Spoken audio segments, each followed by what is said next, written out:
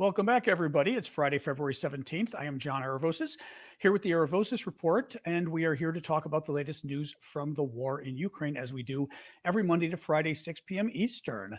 Let me get TikTok rolling here on my iPad. And as you guys know, we wait a couple minutes just for critical mass of folks to arrive. And while that's happening, you guys introduce yourselves and say where you are from. So let's have it. Oh my, another Friday. La la la. Copies. Hey TikTokers. Well, TikTok connection is looking decent today. Shockaroo for that. So glad to see that. Oh, excuse me. Anyway, I don't know. Like I said, not talking. Not talking. Not starting the news yet. We'll wait for about a minute or two till we get more people arriving. Decent. It's not a huge news day. I think it's an interesting news day. Thank you, Sig Sauer, for that. It's an interesting news day, I would say. But not a good news day, not a bad news day. So we'll see. You shall see what you think. UK. Well, can you even see the shirt? See, it's funny. I feel like the shirt was so low. I'm surprised one of you noticed it. I'm wearing thank you, Frank, for that. I'm wearing my Russia is losing, dude shirt, which we made to honor the TikTok trolls, because the TikTok trolls would always write things like Ukraine is losing, and they would always write losing, LOOSING, which made me laugh. And then they would say things like dude or bro, because it's the way the Russian trolls try to sound like they're American. So it just always cracked me up. So we made a shirt, Russia is losing, dude. And of course it's spelled wrong. Losing is spelled wrong. And actually we're selling them. They're for sale on our store at store.aravosis.com. Check them out. I know my color's being funny today. There's nothing you can do about it. I tried. Well, I could try to go a little whiter, but it's just being, color's being difficult today. Not sure why on my light, but it's okay. I shall live. Anyway, but yeah, the shirts are a lot of fun. All right, guys, let me get rolling. We got enough people here on TikTok and elsewhere. So I am John Aravosis. This is the Aravosis Report. This is my daily show, Monday to Friday, 6 p.m. Eastern, where we talk about the latest news from Ukraine. Just a quick reminder that tomorrow, Saturday morning at 10 a.m. Eastern Time US, that's New York City or Washington, D.C. time, I also am holding my private coffee talk, as we call it, which is for the paid subscribers on TikTok. It's a thing TikTok lets you do as well. As you guys know, I do this for free. I've been doing it full time since the war broke out. So basically, I'm trying to cobble together ways to pay my bills and keep doing this. One of them is doing TikTok subscriptions, which brings in an okay amount of money. But I thank the TikTok subscribers by having a hangout with them. So Saturday morning, 10 a.m. Eastern time. If you're a TikTok subscriber with the SNN, join us. If you're not, somewhere on the screen, it should tell you how to subscribe. Secondly, as far as the way the show works, thank you, Allie, for that. The first half of the show, I do the news. Thank you, BJ. The second half of the show, I take your guys' questions. So on YouTube, it's really easy. Just use the comment box at the bottom. On TikTok, easiest way actually is to use the Q&A link that is in my profile on TikTok, because that way it lines the questions up in a row and they don't kind of fly by like they do on the screen, and it's easier for me to look for them later. And then finally, if you guys can help with gifts, I very much appreciate that, because I do this for free. I'm doing it full time, and your gifts very much help me pay my bills. So thank you for the gifts on TikTok. Thank you for the super chat, super stickers. And I will always try to do a shout out. I am trying to, my color is orange today. No idea why. Oh, well, I'm orange. Oh, well, I'm orange. I shall be orange today. It's okay. So let's start with the news. So I'm starting with a news that's not a Ukraine story, but it's funny, and it's something that you all are going to be interested in no matter what. So here we go. Apparently, an amateur balloonist group from the American state of Illinois, where I'm from, has come out today and said that they lost a small balloon over Alaska on Saturday that was flying with, I think a little bit of equipment on it, like a GPS and some other things. The thinking is this might be at least the one balloon that was shot down over Alaska. Now I'm trying to remember, actually, we shot down Friday, Saturday, and Sunday. We shot down stuff. One of those was over northern Alaska. The other one was over Western Canada. Regardless, this may have been one of the balloons. Just wanted to bring it up because I know we've all been following the UFO balloons. I thought you'd get a kick out of it. Back to the Ukraine news. So President Biden is going to be visiting Poland next week to honor the 1-year anniversary of Russia's invasion of Ukraine, or to commemorate it, I should say. He announced that he will not be visiting Ukraine. I wish he would. I think it's fine for him not to say it. Well, not really, though. You know what? The Russians are not going to try to kill the American president because that would be war. And they're already not doing well with Ukraine. I have said from the beginning, Biden should have gone to Ukraine. He should have gone first thing. We have had lots of world leaders go to Ukraine. Boris Johnson went several times, right? If Boris Johnson can go, Biden can go. I think it's a big mistake. I don't know who told him not to go, but I think it doesn't look good. I just don't get it. Melanie has a super comment. Watching on this TikTok, but can't figure out how to send money over there. TikTok is kind of weird. TikTok, you have to send gifts, and they're like funny things on my head and stuff, which I enjoy and the TikTokers enjoy, but it's not always easy. So thank you, Melanie. That works too, what you just did. So thank you. Let's move on. The F-16s and fighter jets. From the Kyiv Post today, we hear that Poland says it will not be sending F-16s to Ukraine, but it's not against sending other jets. Now, it's just so annoying. This is something that I said, I think it was yesterday or the day before. We had heard that the White House was, thank you, Annie, for the Friday gift. We were hearing the White House saying that they weren't going to be sending F-16s, but if other countries wanted to send their F-16s, that would be fine, or something like this. The story came out a day or two ago. And I had said that if the White House says, we're not sending our F-16s, but you can send yours, no other country is going to do it. They're going to go, why should we do it if America's not doing it? And we've seen this repeatedly with Germany, that there's almost this fear from some of the European countries of being first. They don't want to be the first country to provide a particular weapon. They want to do it with America at the very least. So if America's saying no, nobody else is too. Thank you, Panya, for that. So I'm not surprised that Poland is saying no to F-16s. I'll give you a little more detail here. This was during the Munich Security Conference, which was taking place today in Germany.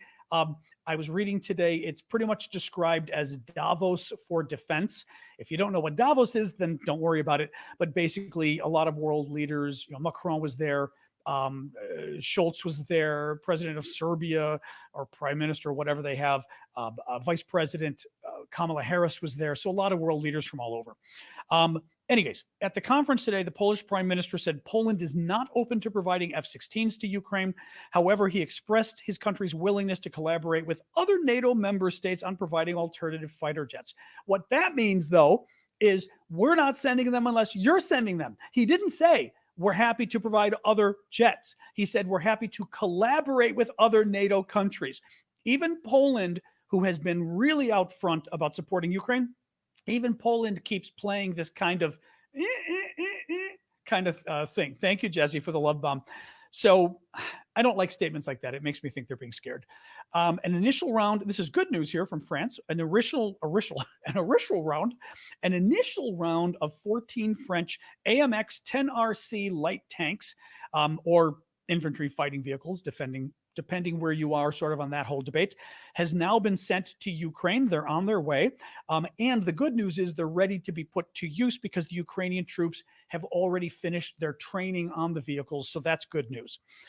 Make sure you do follow and subscribe on TikTok and YouTube and the other services. I always forget to ask. So please do follow and subscribe, guys. That helps a lot. Russian casualties. I've got a chunk of the show right now, maybe for about 10 minutes. We'll see, where we're going to talk about Russian casualties because they've been really bad. Good news for Ukraine. Thank you, Big King. But a lot of bad news for Russia coming out in the last couple of days. Hang on, sip of water.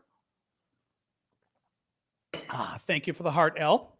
Listen to this. So according to a joint investigation by the BBC Russia Service, Mediazona, and a team of volunteer researchers, Russian casualties have been 5 times higher than usual in the past 2 weeks. So in the past 2 weeks, they jumped a factor of 5, which is huge.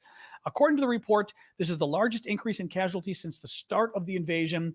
It can likely be attributed to Russia's latest offensive in eastern Ukraine. And as we know, what's been going on in eastern Ukraine is Russia, particularly with the Wagner mercenary group, has been sending Russian troops. Thank you, Panya, for that. Has been sending Russian troops just like running at the again, Panya, you're out of control. Thank you. Has been sending their troops. We've even got applause on TikTok for Panya. Has been sending Russian troops like in the open fields at the Ukrainians without support, which basically means they're just getting killed on the spot. And the Russians don't care. Now, I've got a little more on that coming up. So listen to this now. Similar information today from the British Ministry of Defense. Listen to this. I'm just going to read you directly from the information put out today by the British Ministry of Defense. Russian Ministry of Defense and private military contractor forces, so meaning regular Russian military forces and the forces that are run by the Wagner Group, which is the paid for hire or guns for hire mercenary group that the Russians have. Russian Ministry of Defense, thank you, Big King, for the HAB, and private military contractor forces have likely suffered 175,000 to 200,000 casualties since the start of the invasion of Ukraine. Now, keep in mind, in military terms, the word casualty does not mean death. It means casualty. It means death and injury. Because also, civilian, some of you should always confuse me. Casualty to us means dead, like a casualty, right? Not a military. So whenever you hear casualties, don't think death, think death and injured combined, right? So dead soldiers and injured Russian soldiers combined 175,000 to 200,000, which is a hell of a lot. This likely includes approximately 40 to 60,000 killed. That's about what I was estimating. Thank you, Valerie, for that.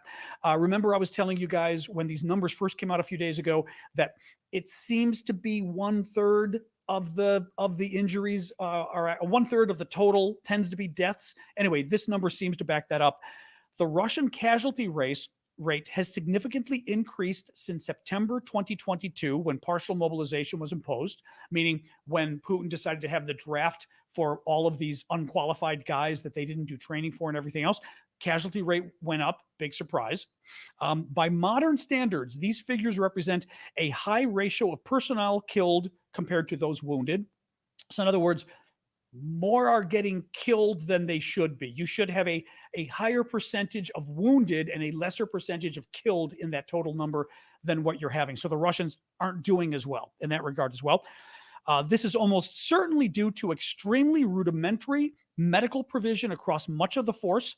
Artillery has almost certainly inflicted the majority of Russia's casualties. So that's really interesting. Now, from the beginning of the war, we were hearing about, and mind you, the Russians, they've had time to fix this, okay? Beginning of the war, the Russians were, thinking they were going to take Kyiv, the capital, in 3 days, remember? And then they thought they were going to take all of Ukraine in 10 days. And that was like the Russian plan. Well, because of that, remember how a lot of the troops were told to bring their dress uniforms because they were going to have like a parade in Kyiv? Thank you, Big King, for the mask. So they even brought their formal uniforms. I mean, very hubris, pride, ego going on here, right? The other thing that's going on is at the beginning of the war, there were reports that the Russians didn't send enough medics. They didn't send enough like medic vans, like the trucks, the actual doctors. And as a result, thank you, Carmel, for that. As a result, a lot of Russian troops were dying. It is sort of a basic fact of warfare that like the first, I think it's called the golden hour, but it's the first hour of after a soldier is injured, that you've got to get in there and help them. That is sort of the most critical time to determine whether they live or die. If someone is seriously injured, right? And in Russia's case, you were having far too many of these soldiers who were seriously injured dying, who didn't need to die. But they died because the Russians didn't have enough medics. They didn't have enough supplies with those medics. And this was the beginning of the war. And okay, at the beginning of the war, I mean, it's stupid and it's criminal. But at the beginning of the war, the Russians thought they were going to win in 3 days. So you could see them not sending medics. It's been a year now, right? Today's the 17th. In 1 week, the Russians will have been there a year. How do they still not have enough medical supplies and medics for their troops? But that's what this is saying, is they've got such rudimentary medical provisions that soldiers are dying who don't need to die. I mean, that's really sick. That's really sick. Yeah, I mean, seriously, like the fact that Your troops are dying who you could have saved, but you didn't save them. That is just effed up. I'm sorry. And then finally, the Wagner mercenary forces have deployed large numbers of convict recruits. We know that. They went to the prisons and they basically told the soldiers, if you work for us, if you fight in the war, after 6 months, we will expunge your criminal record. And they were taking murderers and guys who were in prison for 10 plus years. Well, the criminal recruits have probably experienced a casualty rate of up to 50%. Now, we had even heard larger numbers than that. I was quoting to you guys the other day. There were some of the Wagner mercenaries who escaped, or I guess they're prisoners now probably, and they were doing interviews with CNN. And one guy was saying that something like 80% of his unit was killed in one battle. In one battle, 80% of the men around him were killed. Thank you, M84, for the crown there. So really bad was going on with those guys. Now, a quick little break just to remind you guys, I do have a Discord community set up. Please do check it out. It's discord.aravosis.com. You guys can find it via the links in my profile on TikTok. You guys can find it via aravosis.com. Discord's a neat place where basically we can all get together and chat. And it's just about everything, politics, but really everything. And it's sort of 24 hours a day, which is nice. It's free. You can pay if you want via my Patreon, but it's free otherwise. One of the neat things we do on my Discord, because I do this for free, and I've been doing it full time since the war broke out. I'm not rich, and no one's paying me, so you guys are paying me to do this, so to speak. I've been doing auctions, and we just finished the auction moments ago.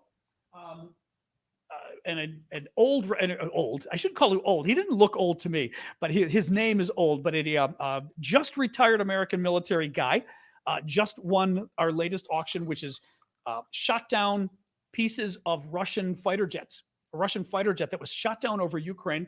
And we got 2 of the pieces of the jet in a cool commemorative box. And I just found out, which was very cool. I was Googling the pilot because we know who the pilot is. I've got all the information.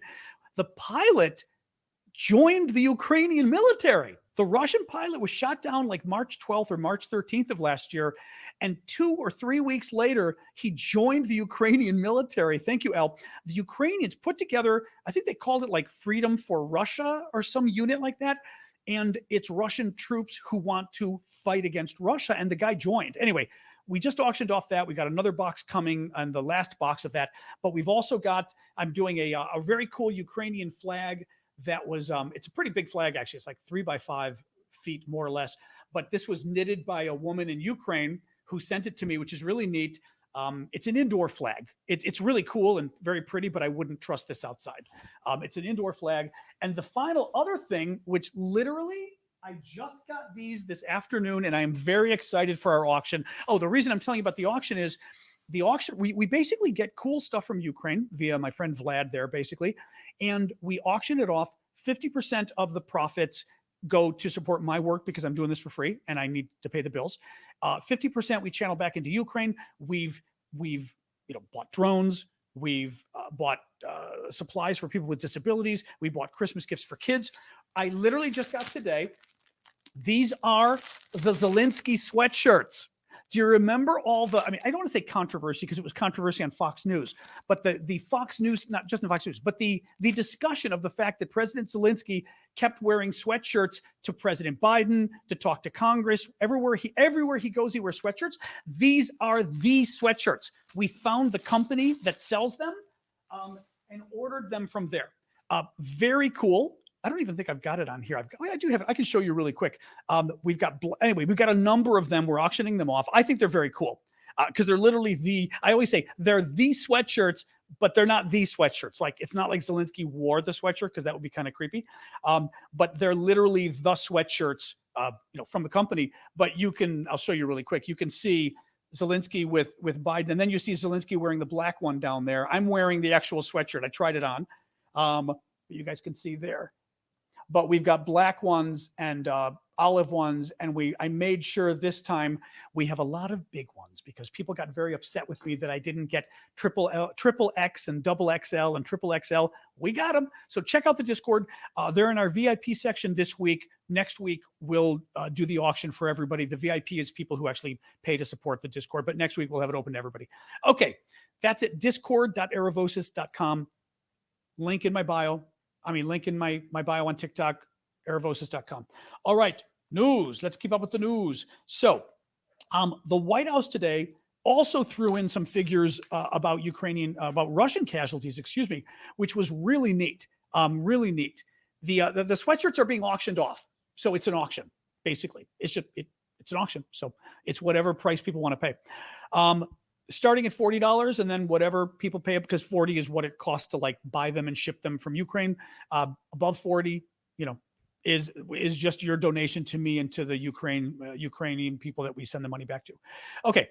White House today said that more than 30,000 Wagner Group soldiers, which is the mercenary group, have been killed in Ukraine so far. The U.S. estimates that 90% of Wagner Group soldiers killed in Ukraine since December were convicts. Just another data point. So of the Wagner people killed since December, so a month and a half now, 90% were the convicts. Which also means the Wagner people, the mercenaries, have been sending the convicts up front, which is also kind of really creepy, but whatever. During today's Munich Security Conference, which I was telling you about earlier, Davos for defense, so to speak, the Ukraine's foreign minister Kuleba said that Ukraine, this is very interesting. Kuleba, the Ukrainian foreign minister, said that Ukraine is no longer being pushed into negotiations with Putin as the West no longer believes it would be fruitful. In other words, the NATO countries have finally realized that, at least for right now, Putin isn't being serious, and they've got to focus more on giving Ukraine weapons, which actually sounds right. What I mean, I don't mean sounds right as is the right thing to do, but if you think about it, something seems to have happened over the last month or two, right? Where there's been a more willingness of NATO to give, especially the tanks, right? A much more willingness to give Ukraine these weapons. It had me a bit worried, frankly, it still does, that behind the scenes, the NATO countries are getting a little worried about where the war's heading, and they realize they need to give Ukraine much better weapons like tanks. But this therefore fits with this, that the NATO countries are basically realizing at the moment, negotiations are useless. Putin plans on winning. He doesn't plan on negotiating. A little bit more on that. The Kuleba, the Ukrainian foreign minister, added that Ukraine had successfully shifted its closest allies' initial focus from preventing Russia's victory to emphasizing Ukraine's victory instead. This is a subtle point, okay? This is very interesting. I had tweeted last night, and I'm trying to think who was I'm going to pull this up. Somebody got snippy with me on Twitter. They always get snippy on Twitter. You guys are great. The Twitter people, always a little snippy. Got snippy with me because it was exactly something one of the things I will say, I'm not always right, but I'm right a lot. And pay attention in the future when you hear stuff and you look back and go, John told me that. Okay, listen to this. Hold on. Here we go. Okay, U.S. Defense Secretary Austin gets asked a journalist question about why the U.S. refuses to say Russia must lose and Ukraine must win, and he ignores the question. He ignored the question yesterday. Again, finer point on this. He was asked, why won't you say Russia needs to lose? And why won't you say Ukraine needs to win? You don't ever say that. He ignored the question. I have said this for a while now, that President Biden has made clear to the administration, and I even had one woman get snippy with me this morning, and she gave me Biden's speech in Poland last time and said, multiple times in this speech, Biden calls for Russia to lose and Ukraine to win. I spent 5 minutes in bed reading it this morning, not once. I was really kind of ticked at it. I was like, I spent 5 minutes reading this thing. The U.S. always says Russia must not win, right? Russia must not win, and Ukraine must not lose. Thank you, Alan, for the whale and the whale noises. Wave.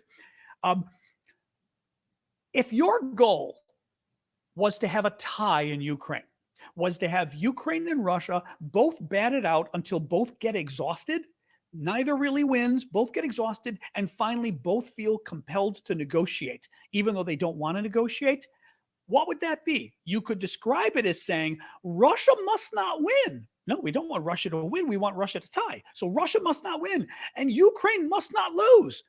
Correct. We don't want Ukraine to lose all its territory. We want Ukraine to tie. What you want to hear, and I'm a lawyer, I'm also a linguist. Language matters, especially language in politics. When the same thing keeps coming out every time from these guys, it matters. I think the Brits have said Ukraine needs to win. They're the only ones. I mean, not the only ones, but Eastern Europe probably said it too, but not us. What they need to be saying is Russia needs to lose. Ukraine needs to win. They will not say it because the concern is still to this day. Thank you, Pauline, for the hat there. The concern still to this day is that Putin loses. Putin gets angry and feels like he's in a corner and he goes ballistic and he's going to use nuclear weapons. And it's the same old BS of how we act like Putin's the only country on the planet that has nuclear weapons and we don't have them too. And Putin's going to go to nuclear war with us. I mean, it's like, no, he's not. And he's not going to use nukes in Ukraine either. In any case, so what was interesting is the same thing happened and somebody else noticed it with Austin, our Secretary of Defense yesterday, doing the exact same thing, that he refused to answer the question. I mean, actually, I'll read this. Let me just read you what they actually said to him. And then he just didn't answer it. Hold on. From an Estonian journalist, I believe. Yes. Johannes Tralla from the Estonian Public Broadcasting. He asks a couple different questions, and the third is, but I'm also curious, why has it been difficult to say that Russia has to lose the war in Ukraine? He ignored the question entirely. Right? I mean, what the thing is, and again, I hit on this because it's not a small point. If we're not willing to say Russia must lose the war, right? I mean, the point is so obvious. That's the easiest part of the question, right? If I'm wrong, the easiest part of the question is to go, of course Russia must lose. What are you talking about, right? No, he wouldn't say it. They will not say it. And this is what's been holding us back the entire war. It's why we've been so slow at giving the military aid. We've given a lot of military aid, but we've been slow with the military aid, right? We're giving not enough good weapons first, and then we wait. Thank you, Niels, for that. We wait, and then we give better weapons, and then we wait, we give better weapons, but we wait, right? It took us forever to do the HIMARS, and then we gave one HIMARS, and then we gave two HIMARS, right? Slow. The tanks, we didn't approve the tanks until 2 or 3 weeks ago. Now, Ukraine's got to get trained on the tanks. Now we're finding the American tanks may not get there for 6 months to a year. The German tanks, Germany's having a hard time getting the Leopard 2 tanks because the Europeans are now seemingly not willing to supply the tanks that they said they were going to supply. So we can't even get the Leopard 2 tanks to Ukraine now. I mean, this is BS. Had we worked on this 6 months ago, we would have had 6 months. Had we agreed 6 months ago to send tanks, we would have had 6 months to work out this process, not just the training, because the training isn't as bad. Training will take 2 months or something. But we would have had time to get through the pipeline. These American tanks are going to take 6 months to a year. Why didn't we start doing this 6 months ago? Right? This is why this kind of talk matters, because the talk is, you reverse engineer the talk. The talk is telling you what's going inside their head, and it's telling you what U.S. policy is and what NATO policy is. And NATO policy, at least for the big hitters, the U.S., France, and Germany, is we need to have a tie. Now, a tie can be Ukraine getting back the easy stuff. Oh, thank you, Annie. Ukraine getting back this stuff that Russia took this year, but not Ukraine getting back Crimea, the stuff they took last or 2014, because that's nuclear war territory. Okay. Ironically, though, let me tell you this. Now that I've said that, State Department Tori Newland, who's assistant secretary. Oh, actually, no, she's undersecretary of state, so much higher position. Victoria Newland said today, Russia has turned Crimea into a massive military installation. Those are legitimate targets. Ukraine is hitting them, and we are supporting that. Ukraine is not going to be safe unless Crimea is at a minimum demilitarized. Now, a couple things going on here. One, she is reiterating something that we heard about recently, which is the Americans went from kind of saying, don't touch Crimea because even though it's Ukrainian, Putin considers it his, and he really considers it his, and he might go nuclear, blah, blah, blah. Well, that's come around now. Thank you, Happy Beach family. That's come around where a few weeks ago we heard the Americans think, this was, I think, in the Washington Post or somewhere, but U.S. officials think that we will not be able to convince Putin to negotiate unless he feels Crimea is at risk. Putin fears that he would lose Crimea to the Ukrainians. Crimea is Ukrainian, but the point is the Russians have been occupying it since 2014. So if we can make Putin feel like he could lose Crimea, then he'd negotiate. So that makes sense then with what Tori Newland is saying, but note the last sentence of what she said. She says, it's Ukrainian, they've got to get it back, right? It's dangerous. Ukraine is not going to be safe unless Crimea is at a minimum demilitarized. That last sentence means, I guess we could work out a deal with Russia where Russia keeps Crimea, but they have to promise not to have weapons there. That's what it means. That's what it was. Now, it could mean the Ukrainians demilitarize it. That's not what she's saying, because she's saying Ukraine is not going to be safe unless Crimea is at a minimum demilitarized. Minimum demilitarized doesn't mean Ukraine's holding on to it, right? That's not what it means. A minimum demilitarized means Russia's hanging on to it and it's demilitarized. She shouldn't even be suggesting the possibility of Russia hanging on to Crimea at all. And she says it right after she gives this wonderful, strong statement that makes it sound like, yay, the U.S. is saying Ukraine should go after Crimea. This is why I'm saying, guys, language, first of all, I've been doing this stuff for 30 plus years. I'm a foreign policy expert. I'm a linguist. I speak 5 languages. Language matters. Unless you're dealing with a dummy, language, and even a dummy, language matters because dummies still let slip what they're thinking with their language. Smart people are very careful about it. Biden's no dummy. Tori Newland's been around for decades. I know the woman's name in U.S. politics going back forever. She's no dummy. She's a senior State Department. She's one of the top people in our State Department. Somebody helped write this statement for her. She's signaling exactly what her point is, which is, yes, Ukraine should go after Crimea. Crimea will always be a point of contention, a danger to Ukraine, and at the very least, it should be demilitarized. She left off, if we let Russia hang on to it. She's compromising already. All right. I'll tell you, I've got a Patreon as well, and then a couple quick short stories, and then we're done. I also have a Patreon account set up. Go check it out. Patreon.com/Aravosis. You can find it linked in my profile on TikTok. The link in there. You can find it via aravosis.com, which is the link you guys see at the bottom of the screen. Patreon's a really neat way of basically supporting people by giving a set amount of money a month. $5 a month, $10 a month, whatever.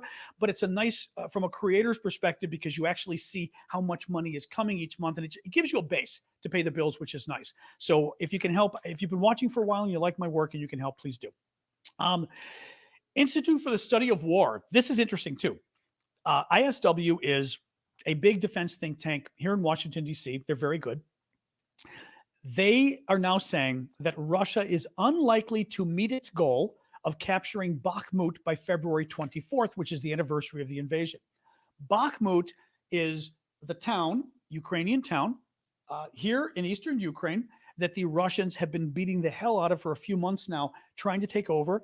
It's not that strategically important, so we've talked about why the Russians keep doing this. Nonetheless, huge battle going on here, okay? The Russians have been making progress. Remember, they got the town of Soledar outside of Bakhmut. What's interesting with this, so first ISW says the Russians aren't going to get it in the next 4 days or the next 7 days, which was Putin's plan to have a big victory by the election, by the anniversary of the invasion. Prigozhin, who is the Russian mercenary leader, he's the guy who set up the mercenary group, the Wagner group, they're doing the fighting, most of the fighting in that area. Prigozhin said he expects that it will be months before Bakhmut is captured. That struck me as fascinating. I don't know if it's disinformation or what, but the Russians up until now have been trying to put out the impression that Bakhmut's about to fall. Just a week ago, we were told Bakhmut was being surrounded on like the east and the south, I think. And the concern was if the Russians go just a little bit more, the Ukrainian troops are going to have to abandon it because they'll be surrounded. Now we're hearing the, is my TikTok still going? My sister says my TikTok is frozen on her end. You guys can still hear me on TikTok. Or you can, I'm still moving and everything on TikTok, yes? TikTok's about 7 seconds behind, so it always takes a second for them to sort of weigh in and let me know. Oh, still good. Okay, it's my sister. All right. I'll tell my sister that just for you. All right. That's funny. All right, thank you, TikTok guys. So anyway, it's just very interesting. Thank you, Deb. I guess it's possible that Prigozhin is trying to put out the news that Bakhmut, we don't think we can get Bakhmut for months. So somehow it's going to make the Ukrainians think, okay, we've got time or something. It's possible. I think it's a little weird though. Thank you, Big King, for the hat. An investigation by Le Monde and Bellingcat, thank you, Sheena, for the rainbow flag, reveals that the Russian branch of French retailer Auchan. I speak French. It's got to be Auchan. Thank you, Addie, for the gift. Has been supplying Russian forces with supplies under the guise of humanitarian aid. Under international law, humanitarian aid can only be supplied to civilians. However, the supplies coordinated by Auchan, it's Auchan, so it's got to be Auchan, in Russia included men's socks, cigarettes, lighters, and razors. So they're in a bit of trouble right now. And finally, there's growing concern about the Russian sabotage of the Kakhovka reservoir. This is a dam, a reservoir created by a dam, more or less, I want to say up here. I'm not exactly sure if it's here or here. You got the Dnipro River that cuts all the way through Ukraine, okay? And I've got to double check if the dam is here or up here or where exactly, but it might even be down here. But the Russians have been screwing with the dam. They've been letting water out, first to help flood the areas down here where the Ukrainian troops are. But secondly, you can see how there's a big amount of water here, okay? There's a reservoir basically of water here and here. Well, right in the middle of these two reservoirs is the Zaporizhia nuclear plant. That's the Zaporizhia nuclear plant that we have been very worried about the Russians constantly bombing nearby. And there's just been really concerned about that plant, where they've been occupying it.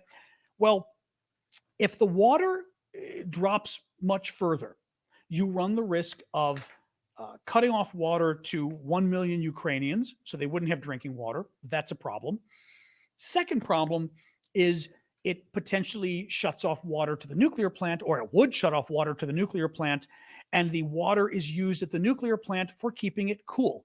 Nuclear plants have to be kept cool or they explode. They melt down.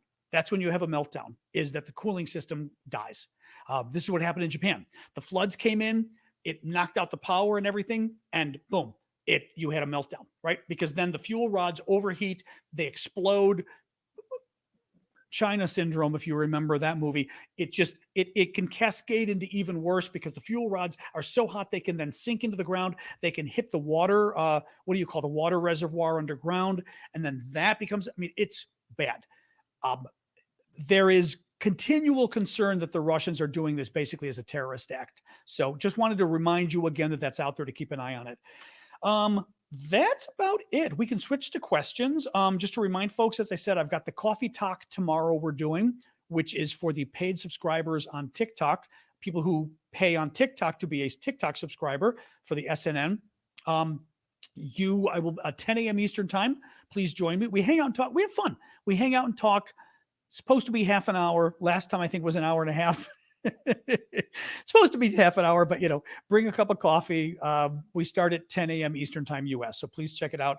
And as I said, do check out my store. Thank you, Timothy, for those. Do check out my store, store.aravosis.com. We've got a lot of Ukrainian themed stuff, including the t-shirt I'm wearing. Russia is losing dude, which is making fun of the Russian trolls because they always make a comment like this and spell losing wrong.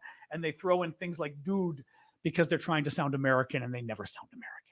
But we've got a lot of cool stuff. And my store as well half of the proceeds from the store I channel back into Ukraine. Half are to support my work because, as I said, I do this for free. No one's paying me. I do it full time, and half goes back to Ukraine. Thank you, Bonnie, for the Borg appendages. I don't know, Jens. Jens is asking, have you heard about the Ukrainian Bratstvo Battalion? Apparently, they do kidnappings, attacks on infrastructure, shoot down jets, and more inside Russia. Not at all. I mean, I think we've always assumed that the Ukrainians had people infiltrating. Now, we know, for example, actually, we know for sure, because about a month ago, the Russians caught and killed 4 Ukrainians that were part of a sabotage group. Remember? Because I remember several of the guys were very young. Thank you, Chasak, for that. Several of the guys were really young. So I remember looking at the pictures and going, oh my God, this guy looked like he was 21 or something. So we know Ukrainian special operations have been crossing the border, but I don't know anything about that in particular. No, sorry. EB, thank you for the super chat question. Indirectly related to Ukraine, U.S. debt ceiling issues. Any thoughts? Thanks and have a great weekend. I mean, I don't. Well, here's the thing, okay? Debt ceiling, complicated issue. I will say one thing to keep. We've been having this big debate in America. The debt ceiling is coming up. The way the debt ceiling works in the U.S. is basically it's really crazy. We have to, it's really kind of bizarre because people keep thinking it means we raise that it means we say it's okay to spend more money, right? It's not that. It's making it okay to pay more of your debt is what the debt ceiling is. So it's really hard to explain this, but basically I'm going to try to, because it's an important issue and it's something weird that America does at the federal level. This is the debate that's been happening in the US this year about the deficit and all of this. The debt ceiling is basically the money has already been spent. Okay. The US is already spending the money. It's gone through Congress, but the debt ceiling says, oh, you can't have any more debt, but you've already spent the debt. Right? Because the way the federal government works is the money is allocated once a year, right? The money is allocated by Congress once a year in the appropriations. And we know this is the budget for the year. And then each month, like the Pentagon, right? We know the Pentagon's getting $800 billion, but they don't get it the first month. Each month they get $80 billion. I mean, I'm making this up, right? The debt ceiling says the US government can only spend like this much money total, but we've already spent the money. So we start spending the money each month and then we hit the debt ceiling and we go, oh, the debt ceiling says we're not allowed to spend anymore, but we've already allocated this money. How do we pay the rest of our bills? The bills are already owed. It's a really, people think it's like getting an increase on your credit card allotment. That's not what it is. It literally is you already owe the money. You owe $20,000 on your credit card, but the debt ceiling would be saying, but you're only allowed to owe $10,000 on your credit card, so you can take out the 20. But once I can't even explain this; it's too hard to explain. You get the idea. My point is, if anybody, and I mean, this is 100% a fact. Anybody who I'm doing a shitty job here of explaining this. Anybody who tells you that the debt ceiling is about basically increasing our borrowing limit is lying to you. We are not spending more because the debt ceiling is increased. The debt ceiling is for the money we've already spent. It's not for the money that's coming. So we spend the money and then we have no choice but to up the debt ceiling because then we can't literally spend the money we've already allotted for the government this year. All the people who keep trying to make games with this are saying, oh, you're going to up it again? Making it sound like you're upping your credit card limit. That's not what it is. In any case, my only concern with the debt ceiling and Ukraine would be it's one more good way for people.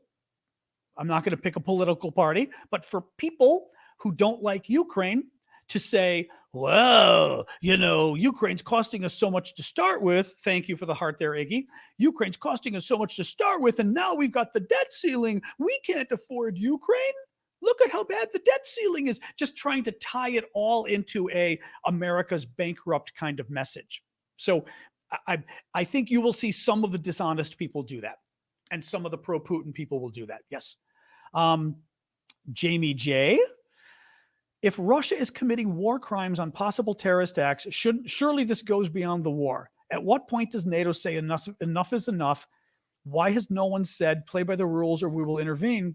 Well, because they've got nukes. I mean, it's, I don't like to do the Russia's got nukes, so we should let them get away with murder thing that a lot of people do. But it is true that going to war directly with Russia does carry risks because both of us have nukes. Also, I don't know that America has the appetite to go to war with Russia directly, right?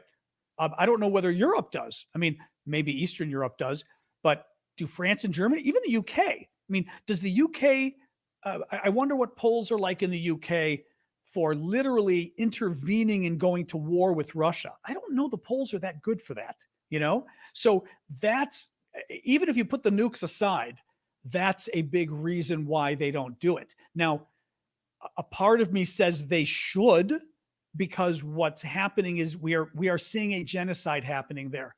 And at the very least, that's an excuse for sending all the weapons we can. You can say a genocide's happening. Russia's a nuclear country. We cannot get involved directly because we can't have war between America and Russia, but they're committing genocide.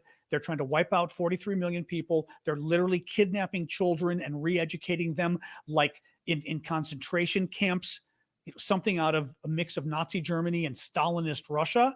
And we can't allow that. So we are going to arm Ukraine with everything possible short of nuclear weapons to stop it.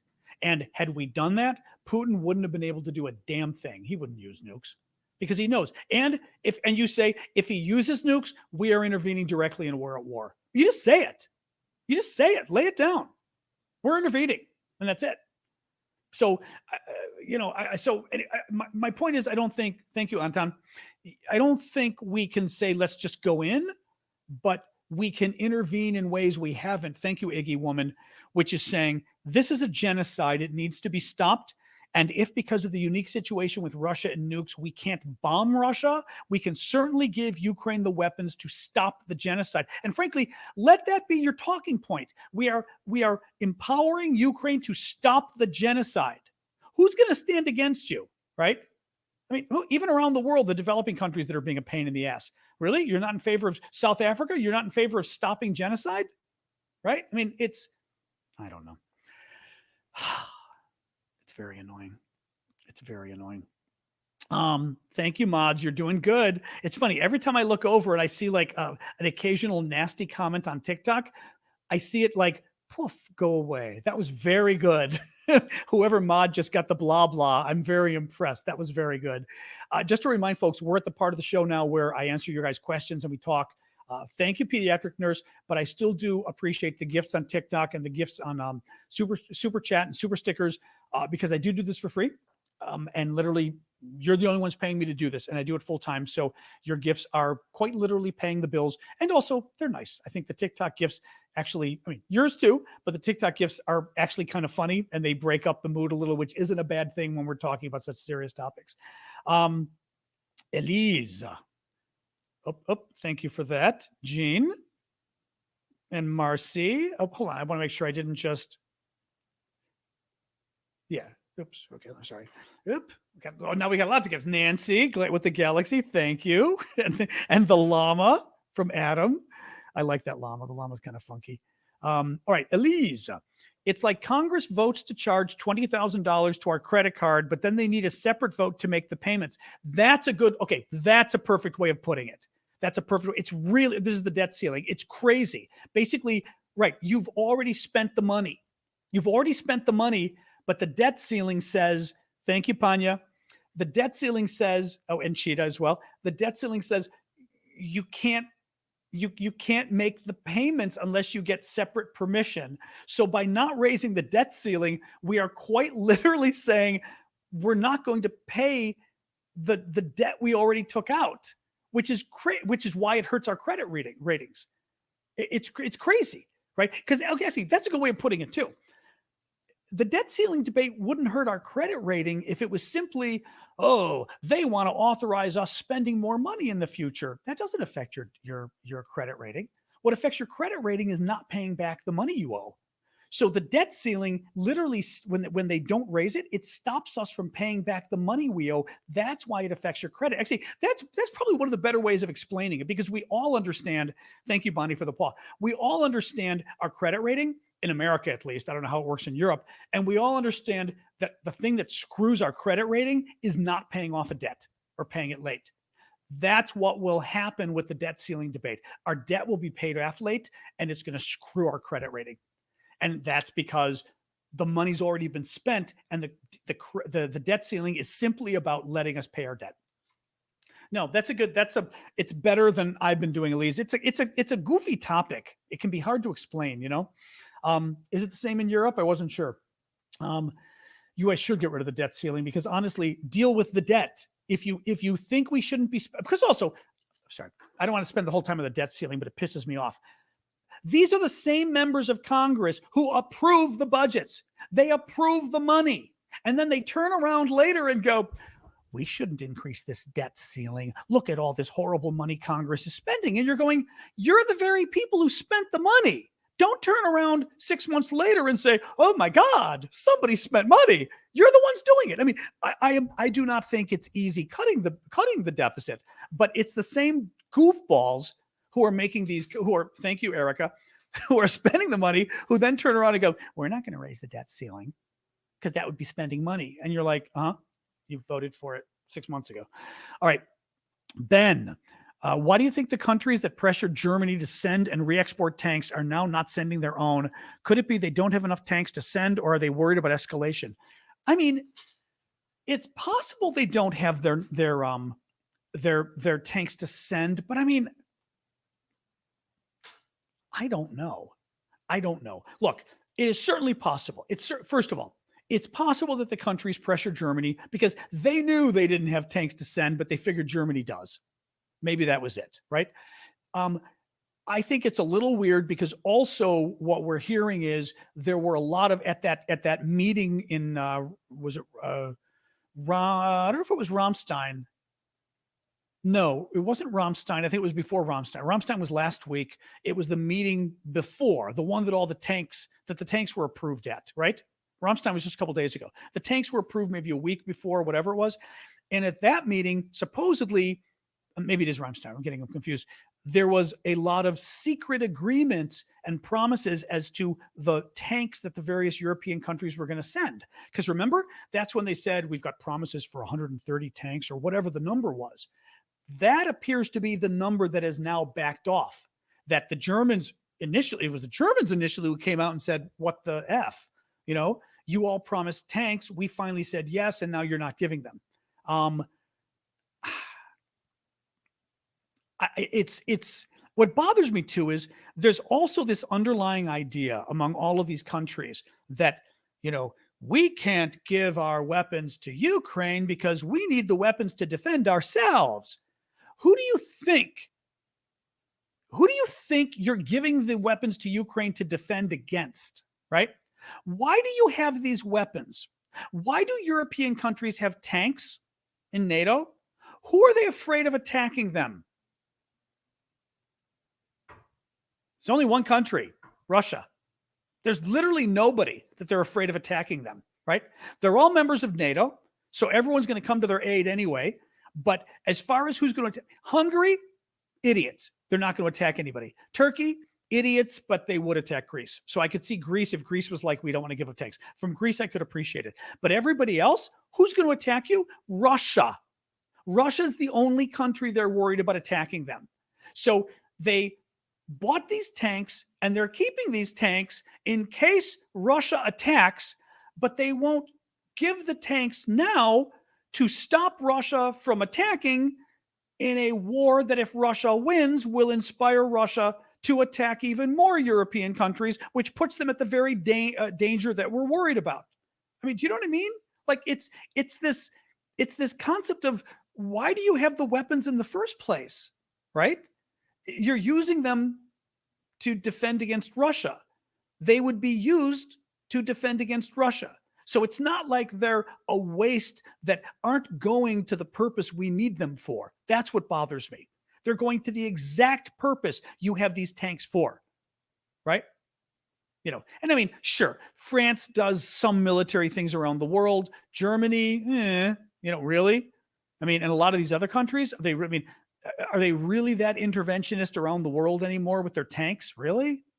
I mean, anyway, just kind of ticks me off. But I think it's a misunderstanding. It's a misunderstanding of why we even have these weapons. It's not that we have the weapons to use them. We have the weapons to use them against the Russians, to stop the Russians, to thwart the Russians. That's why we're giving them to Ukraine, to thwart the Russians and to stop. But I will say too, if you don't have anybody at the top, and this, I fault Biden for this, if you don't have anybody at the top who is eloquent and can eloquently and smartly explain why this war matters, you're going to have all of these problems of countries saying, well, we're running low and we've got to preserve it for ourselves, because you don't have sort of this, the leitmotif, the sort of vision overall saying we're doing this to stop Russia. Mind you, the reason we don't want to say we're doing it to stop Russia is because we don't want to make Russia angry. Because remember, we don't want Russia to be able to say that they're in a war with NATO. From the beginning, I was saying, why do we care? Why do we care? Of course we're in a war with Russia right now. It's not a direct war. I mean, we need another word for it. It's not a cold war. Proxy war, sure. Proxy war sounds a bit crude, because proxy war also sounds like, like we put Ukraine up to this or something. So I don't like proxy war in that case. But we're at war with Russia right now. I mean, we are giving weapons to kill Russians. Like, hello? I mean, we're not the ones pushing the button, but give me a break. What's the difference, right? And Russia did it in Vietnam against us. They provided all the planes to kill Americans. I mean, why are we trying to pretend like maybe the Russians won't notice it? Because that's part of it too. Oh, the Russians won't notice it's us if we don't say so. I think the Russians know that we're the ones providing the weapons that are killing their soldiers. I mean, they're not idiots. All right. Let me just scrolling down. Okay, let me jump on some TikTok questions here too. Indirect war, I don't know. I just don't know what you call it. Yeah, it is a little different, but it's war. I mean, we are at war, Come on. Here we go. Oops. Sorry. Q&A on TikTok. I saw that. I don't know much about it, though. What's your thoughts on the Russian spy in Britain who got 13 years? This was kind of wild. There's even a picture in the news. This guy was working for the British embassy in Berlin, and he was doing security. And it looks like he might have even been at the main security gate that you check in at. And he, British, secretly working for the Russians, sort of had some very anti-British, he was opposed anti-British feelings, anti-NATO feelings, and the Russians approached him with money. And they set up a secret camera because they were suspicious or whatever. And the secret camera, and I mean, the image is amazing. It's on New York Times or somewhere today. I don't know where I saw it, Sky News. But the image you see, the guy is at his security console, right? Console that's showing the security cameras, and he's holding his cell phone, and he's taking pictures or videos of the security console, and the secret cameras catching the whole thing. So that's how they got him. So he was spying for the Russians and got 15 years. I don't really have much to add on it. I just thought it was fascinating. Always kind of surprises me. No, it's you lie, dude. It's not you lie, dude. Sorry. We had a Russian troll. You lie. Uh-huh. Yeah, sure. Sure. Another one here. That's really bad. Nancy is asking, what about the children stolen and kept in Crimea? They're keeping them in Crimea and in Russia both. How do you negotiate for children who are stolen? It's not easy, because partially, how many children have been stolen, right? I mean, we've talked about this before. I mean, like, the lawyer in me kicks in and goes, okay, you've stolen these kids. How many are there? How do we know? You're the only one who knows how many kids you stole. The parents, do the parents know their kids were stolen? Their kids could be in the rubble somewhere, right? The kids could be dead. How do you know? If their parents, okay, if the parents are dead, then you're really in trouble. Because if the parents are dead, the parents aren't looking for the kids. The relatives know the parents are dead. How do the relatives know that the kids didn't die with the parents in their home or somewhere, right? You're probably not going to find a lot of these people. So who's going to know what kids are? And even more so, even if you look through the rubble, the parents are dead, the kids aren't there. So where are they? Did they run? Are they in a shelter? Are they somewhere else in Ukraine? Did they run and die somewhere else? I mean, yeah, we'll do Discord a little bit afterwards. Yeah. Did they run and die somewhere else? You don't know if they're in Russia, right? I mean, who the hell knows? That's, to me, that's the hardest thing is I don't know how you even prove where it's like any kidnapping. I mean, proving a kidnapping, kids disappear. You've got to have evidence of who took them and where. And yeah, in all the turmoil of the war, I don't know how I think it's going to be very difficult. I think it's going to be very difficult, you know? I'm a lawyer by training who also has done journalism as well. I wrote for The Economist for a while. And then I don't think that was a bad comment. It said you're a lawyer turned journalist. That might have been an okay comment, person on the, Armad on TikTok. That may not have, it may have been rude, but that comment didn't strike me as rude, just so you know. He may have literally been saying you're a lawyer turned journalist, just so you know. Most journalists are lawyers. That I did not know. But yeah, I ended up doing a lot of professional journalism and then ended up writing I had a big blog, but it became one of the top American political blogs for 20 years. So lots of writing and written op-eds and things in a lot of big publications and blah, blah, blah. All right, let's, let me look at one more TikTok question because I've been favoring the super chat questions, and then we will do our good nights and I will move over to the Discord. Yeah, that's interesting. TikToker is saying the best tactic for Ukraine is to first take back Crimea and then go for east of Ukraine. I guess it depends why you think so. You know what I mean? Like, I want to know your logic. I mean, I think a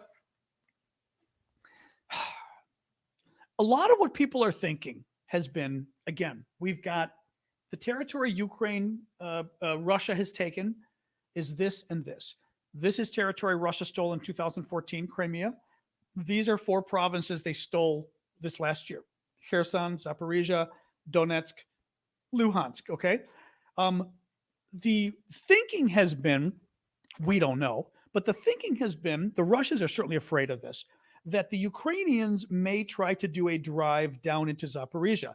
The idea being, if the Ukrainians can get this area back, all of a sudden you'd cut off this Russian area from this Russian area, and that can cause a lot of problems for the Russians, okay?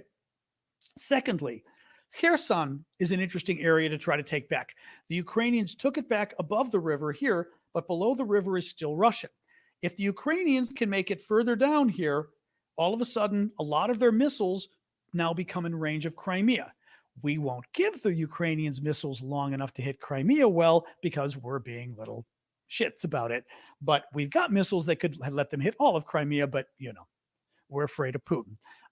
But nonetheless, so there's an argument for could Ukraine go after Kherson first in order to do a big attack on Crimea?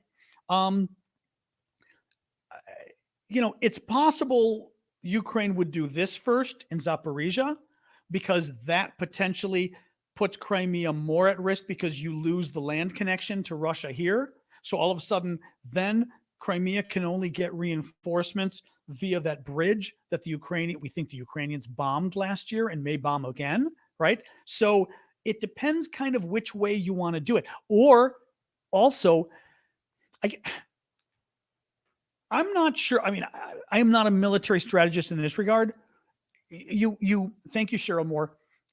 You want to have a plan for what you're going after and why. And what I mean by that is, obviously you want a plan. That's stupid, right? You know, if you're going to take Crimea, what's your plan?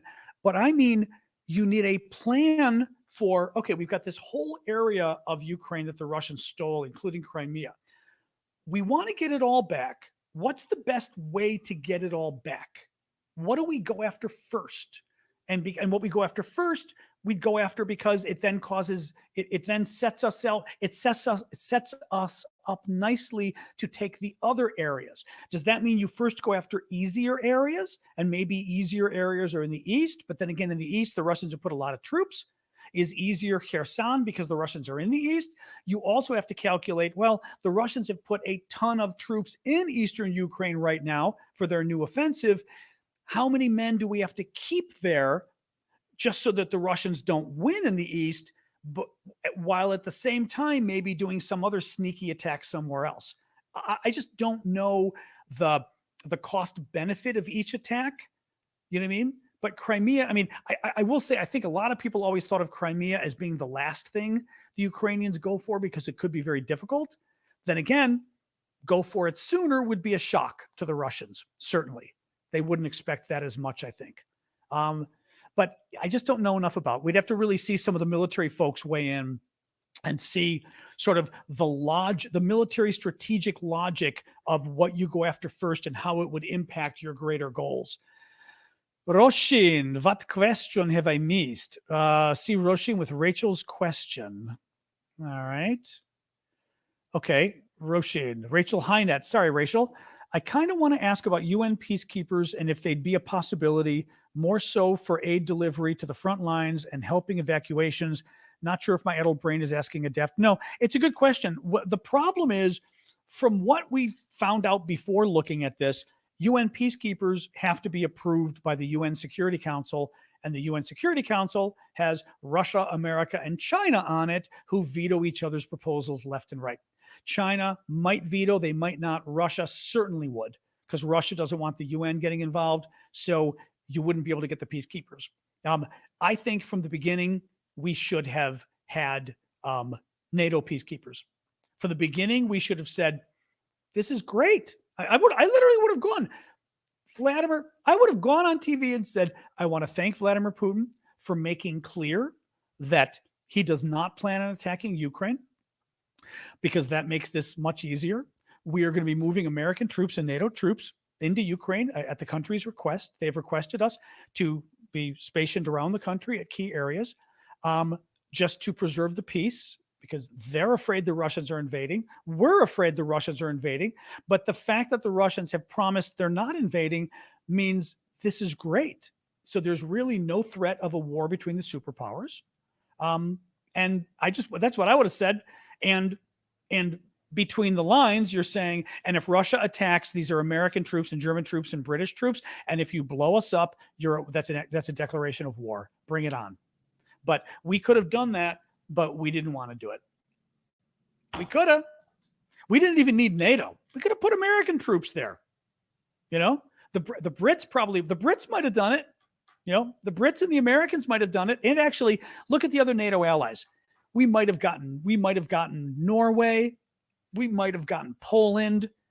We probably would have gotten the Baltic states. Even if NATO didn't agree, we probably could have gotten a number of NATO allies to do it. You know, thank you, Paul. Thank you, Zoe, for the pause. We screwed up. I mean, I think we really screwed up.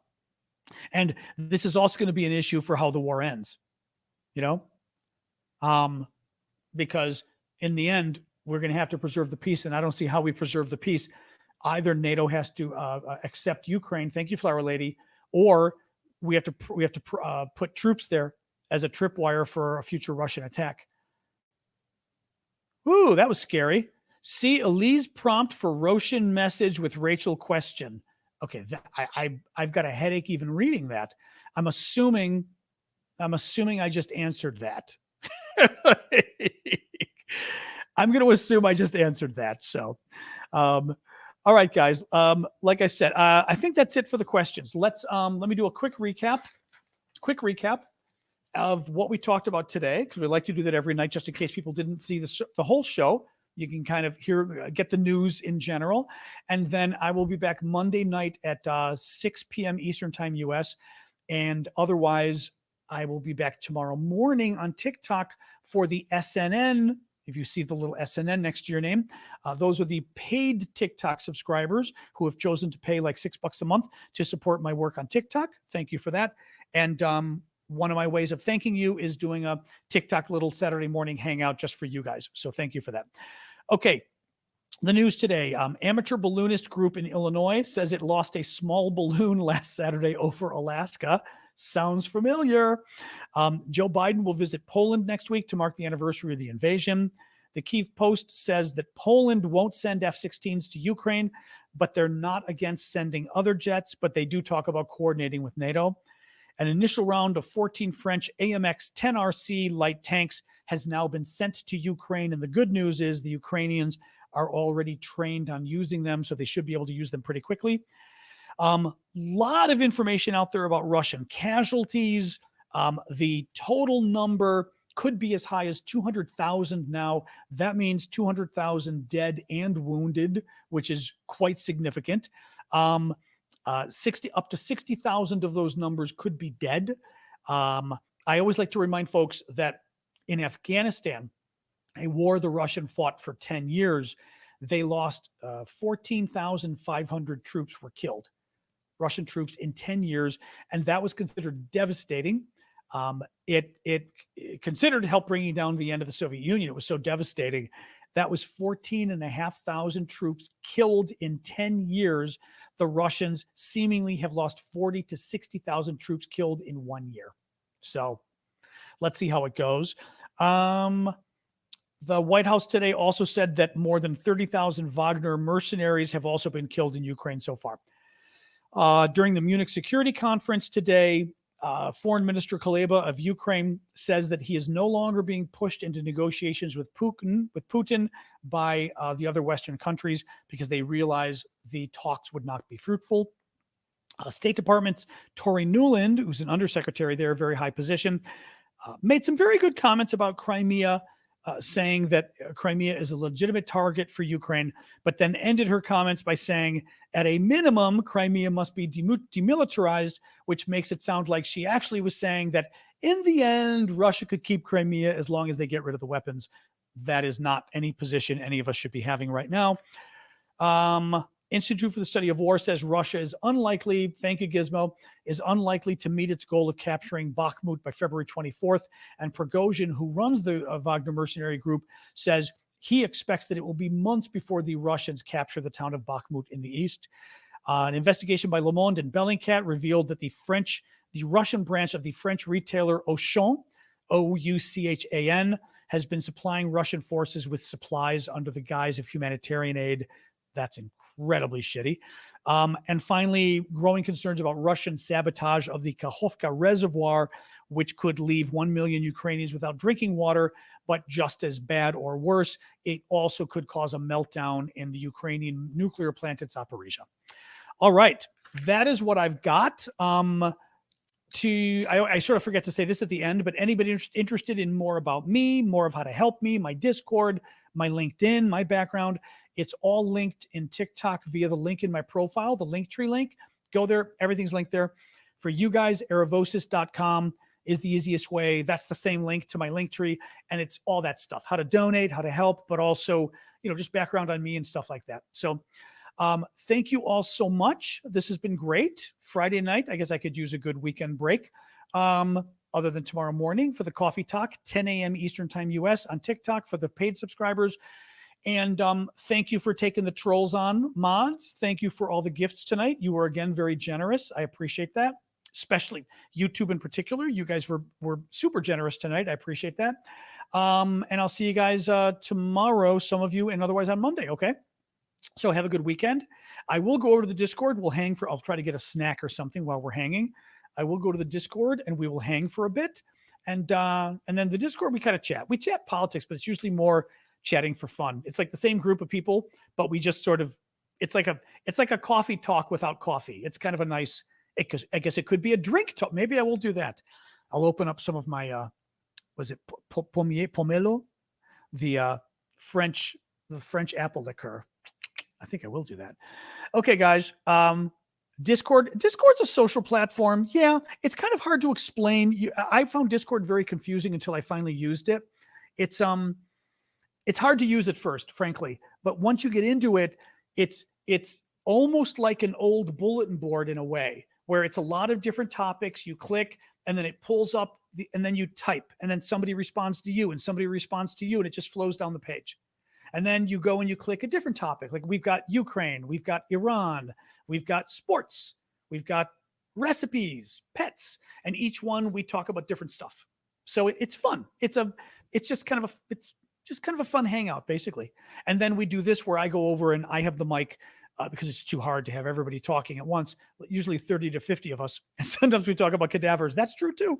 And we just hang out and talk. Check it out. It's kind of fun. But it's discord.aravosis.com.